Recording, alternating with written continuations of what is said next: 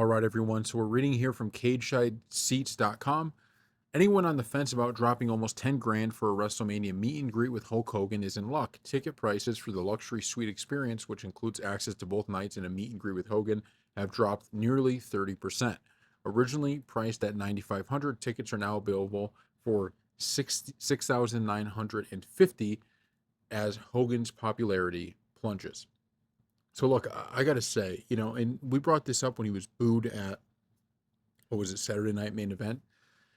The problem is that WWE, like, look, fans are not going to be bought into Hogan returning and Hogan doing all this WrestleMania stuff when it all feels like an advertising gimmick. It all feels like a money gimmick. The people, like, you take the politics out of it, right? We saw Undertaker. He came out, wasn't getting booed or anything. People loved Undertaker despite the fact he was vocal politically, and you have people on the other side of the spectrum that are also vocal politically, and they don't get booed. So I don't think it's simply a political thing as to why there's this backlash. I think it comes down to how Hogan is presented. Okay. Undertaker is not brought out to the WWE universe, at this stage in his career to sell some product. Okay. He's not out there to sell something. There may be things like meet and greets with the Undertaker and stuff like that, but it's not the sole purpose for him being there. When he comes out and the thing he's doing is the Great American Beer, I think that's what it's called. Fans, even if they wanted to cheer for it, like, they're just not going to get excited about that, and it just doesn't feel necessarily right. And there's the worst part about it is there's a million and one, or Real American Beer, I should say.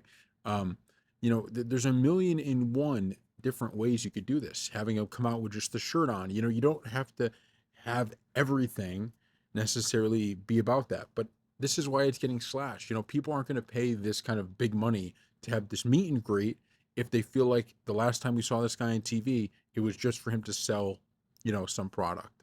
And, that to me is one of the things that we certainly see. And obviously, there's a lot of backstage stuff from wrestlers that don't like him, and a lot of the things that have come out in the past about Hogan that people don't like him for. So that does also play a part in this. But I just think if they presented the character, if it didn't feel like such a slimy way of presenting the character every time, I think people would be more likely to be like, you know what, we're going to cheer for him again.